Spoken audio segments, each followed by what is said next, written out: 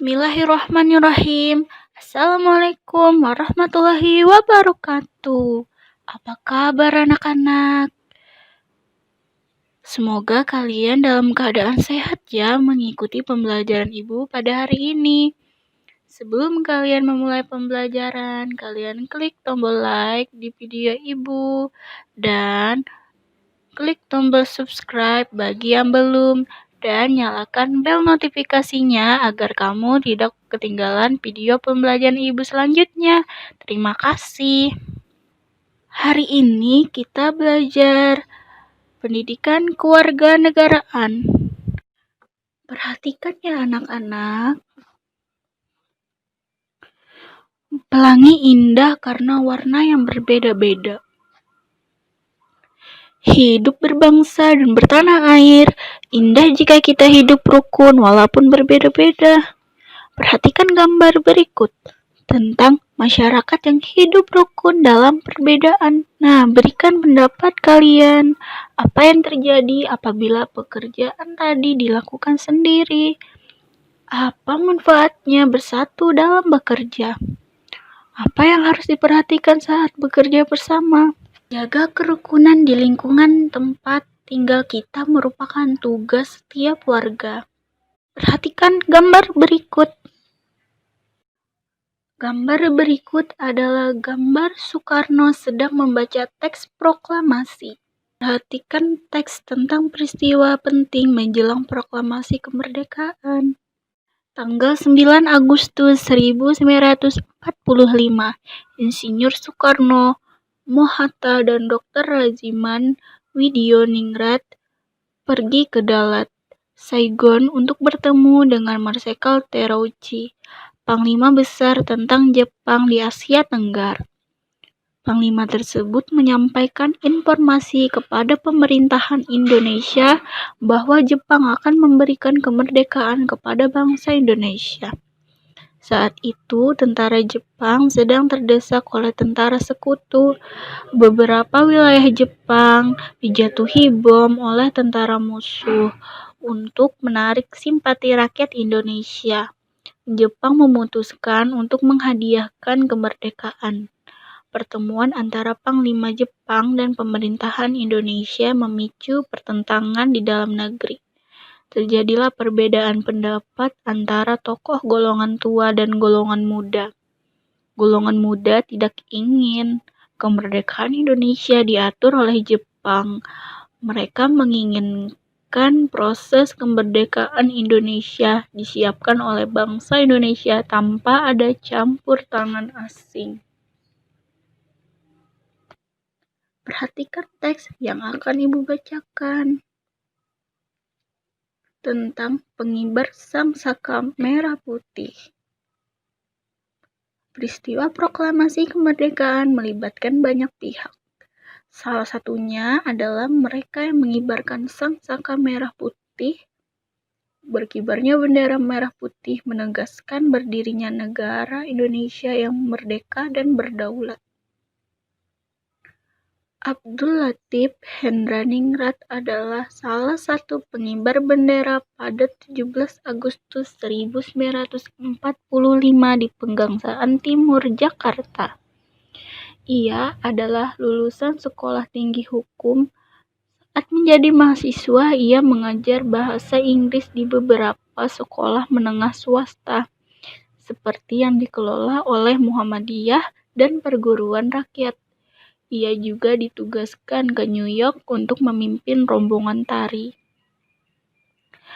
Abdul Latif Hendraningrat pernah menjadi pasukan pembela tanah air atau PETA dan ikut dalam berbagai pertempuran. Ia pernah menjabat komandan komando kota ketika Belanda menyerbu Yogyakarta pada tahun 1948. Kemudian, ia ditunjuk sebagai Atase Militer Republik Indonesia untuk Filipina pada tahun 1952, lalu dipindahkan ke Washington hingga tahun 1956. Nah, bagaimana anak-anak? Masih semangat belajar kan? Kita lanjut di subtema kedua.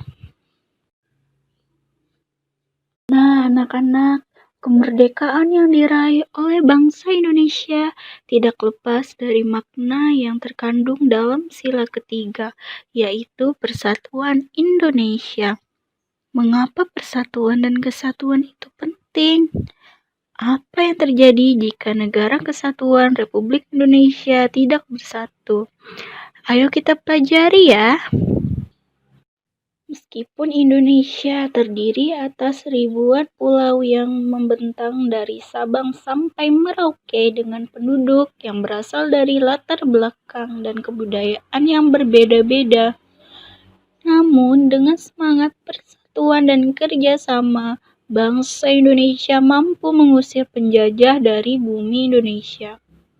Bersatu kita teguh, bercerai kita runtuh adalah semboyan yang sering didengungkan untuk meningkatkan semangat persatuan pada masa penjajahan. Perhatikan gambar berikut dan baca dalam hati teks tentang kami berbeda, namun kami bekerja sama. Dan dengarkan Ibu membacakan teksnya untuk kalian.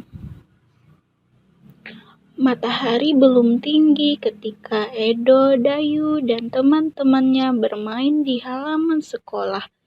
Ada yang bermain lompat karet, ada yang bermain petak jongkok, dan ada yang bermain congklak di selasar kelas, dan sebagian lagi ikut dalam permainan rangku alu.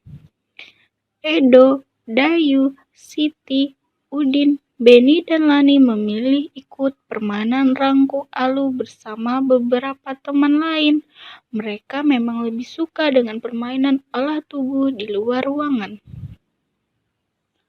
Baru beberapa hari yang lalu, teman baru mereka, Yones, yang memperkenalkan permainan ini. Yones berasal dari Alor, Nusa Tenggara Timur. Permainan yang menggunakan tongkat bambu ini adalah permainan anak yang digemari di sana. Edo, Dayu, dan teman-teman di SD Nusantara senang sekali mengenal permainan baru ini. Seru dan menantang, kata mereka. Anak-anak di SD Nusantara justru gembira menyambutnya. Perbedaan warna kulit, adat, kebiasaan, bahasa, atau agama tidak mereka anggap sebagai masalah. Semua akrab bermain bersama. Pernah sekali waktu ketika Edo bercanda akrab dengan Siti dan Dayu, Hendra berkomentar, "Ih, Dayu, mau-maunya kamu berteman dengan Edo yang berkulit hitam. Nanti kulitmu yang putih tertular hitam loh," ejeknya. "Ah, aku tak pernah pusing dengan warna kulit, tak pernah pusing dengan asal daerah. Aku dan Siti pun berbeda. Aku anak Bali, Siti anak Sumatera, tetapi kami saling memahami. Pertemanan hanya butuh waktu untuk saling menyesuaikan. Aku pun butuh waktu untuk menyesuaikan diri denganmu," Hendra balas Dayu dengan tenang. Hendra pun terdiam. Sesungguhnya, ia juga tidak pernah mengalami masalah dengan temannya yang berbeda asal.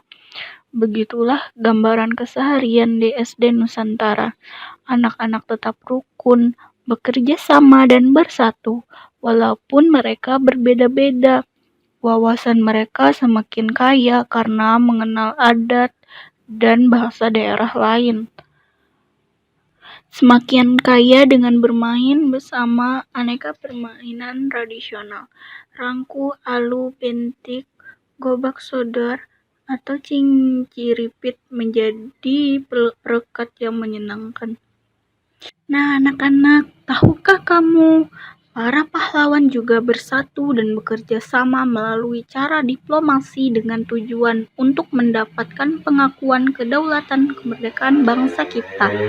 Upaya mempertahankan kemerdekaan Indonesia tidak hanya dilakukan melalui pertempuran, namun juga dilakukan melalui jalur diplomasi. Perjanjian dan perundingan seperti Perjanjian Linggarjati, Perjanjian Renville, Perjanjian Rome-Raisin dan Konferensi Meja Bundar atau KMB. Perhatikan teks yang akan Ibu bacakan dan kalian juga ikut membacanya dalam hati ya, tentang Perjanjian Linggarjati 15 November 1946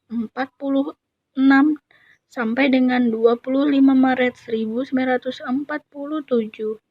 Perjanjian Linggarjati adalah perundingan antara Indonesia dan Belanda di Linggarjati, Jawa Barat yang menghasilkan persetujuan mengenai status kemerdekaan Indonesia. Perjanjian tersebut ditandatangani secara sah oleh kedua negara pada 25 Maret 1947. Hasil perundingannya yang pertama, Belanda mengakui secara de facto wilayah Republik Indonesia yaitu Jawa, Sumatera, dan Madura. Yang kedua, Belanda harus meninggalkan wilayah Republik Indonesia paling lambat tanggal 1 Januari 1949. Yang ketiga, pihak Belanda dan Indonesia sepakat membentuk Negara Republik Indonesia Serikat atau RIS.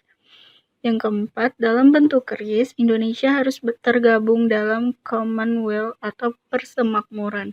Perjanjian Linggarjati ini menimbulkan pro dan kontra di kalangan masyarakat Indonesia. Selanjutnya, pelanggaran perjanjian. Pelaksanaan hasil perundingan ini tidak berjalan mulus. Pada tanggal 20 Juli 1947, Gubernur Jenderal Haji Panmuk akhirnya menyatakan bahwa Belanda tidak terikat lagi dengan perjanjian ini. Pada tanggal 21 Juli 1947 meletuslah agresi militer Belanda 1. Selanjutnya, Perjanjian Renville 8 Desember 1947 sampai dengan 17 Januari 1948. Perjanjian ini dilakukan antara Indonesia dan Belanda. Perjanjian ini ditandatangani pada tanggal 17 Januari 1948 di atas kapal perang Amerika Serikat atau USS Renville yang berlabuh di Pelabuhan Tanjung Priok, Jakarta. Perundingan dimulai pada tanggal 8 Desember 1947. Perundingan ini ditengahi oleh Komisi Tiga Negara atau KTN, yaitu Amerika Serikat, Australia, dan Belgia. Delegasi Indonesia dipimpin oleh Amir Syarifuddin. Delegasi Kerajaan Belanda dipimpin oleh R. Abdul Qadir Wijoyo, di mana hasil perundingannya yang pertama, Belanda hanya mengakui Jawa Tengah, Yogyakarta, dan Sumatera sebagai bagian wilayah Republik Indonesia. Kedua, disetujuinya sebuah garis yang memisahkan wilayah Indonesia dan daerah pendudukan Belanda. Yang ketiga, TNI harus ditarik mundur dari daerah-daerah kantongnya di wilayah pendudukan di Jawa Barat dan Jawa Timur. Nah, selanjutnya yaitu Perjanjian Rome dan Raisin pada 14 April 1949 sampai 7 Mei 1949. Perjanjian ini dimulai pada tanggal 14 April 1949 dan ditandatangani pada tanggal 7 Mei 1949 di Hotel Des Indes, Jakarta. Nama perjanjian ini diambil dari kedua pimpinan delegasi, Muhammad Ramdan Herman van Raisin. Tujuan perjanjian ini adalah untuk menyelesaikan beberapa masalah mengenal kemerdekaan Indonesia sebelum KMB di Den Haag. Hasil pertemuannya yang pertama itu adalah Angkatan Bersenjata Indonesia dan menghentikan semua aktivitas gerilya. Pemerintahan Republik Indonesia akan menghadiri KMB. Yang kedua, Pemerintahan Republik Indonesia dikembalikan ke Yogyakarta. Yang ketiga, Angkatan Bersenjata Belanda akan menghentikan semua operasi militer dan membebaskan semua tawanan perang.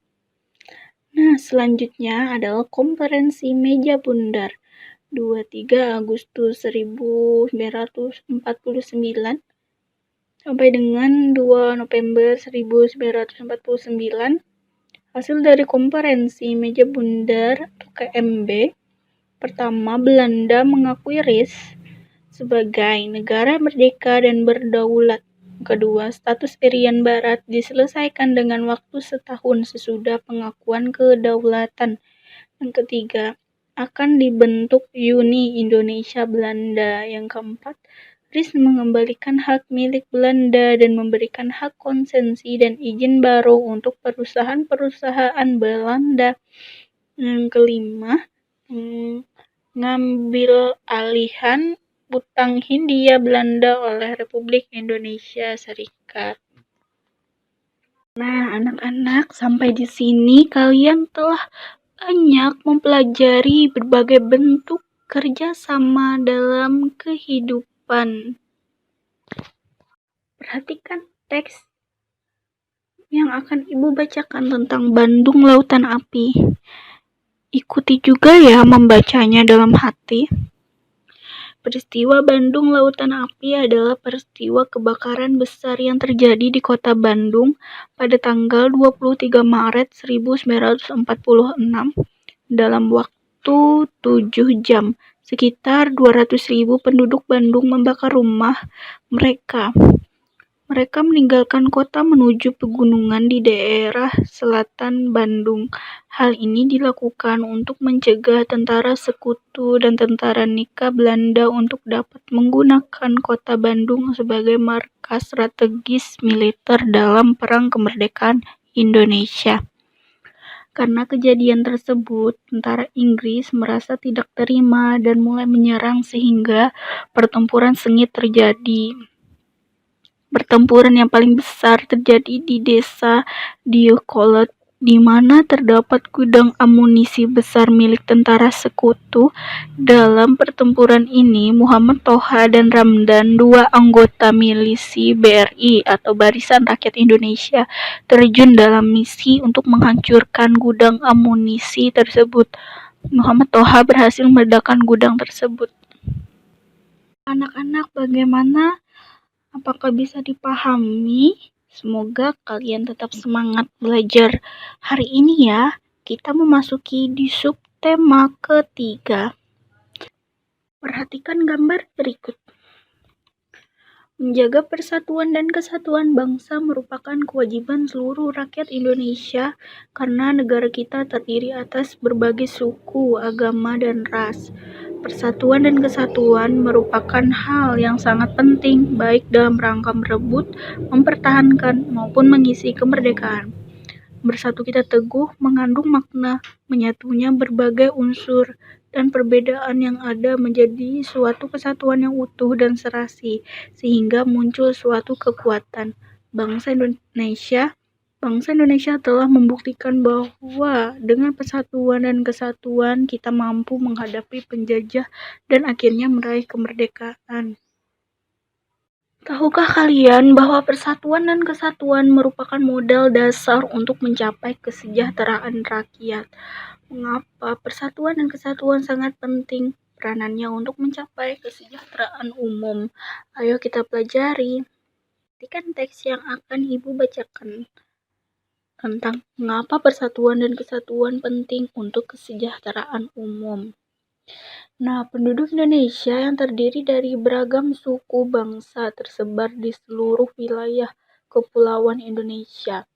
Persatuan dalam keberagaman merupakan modal utama dalam mencapai masyarakat sejahtera.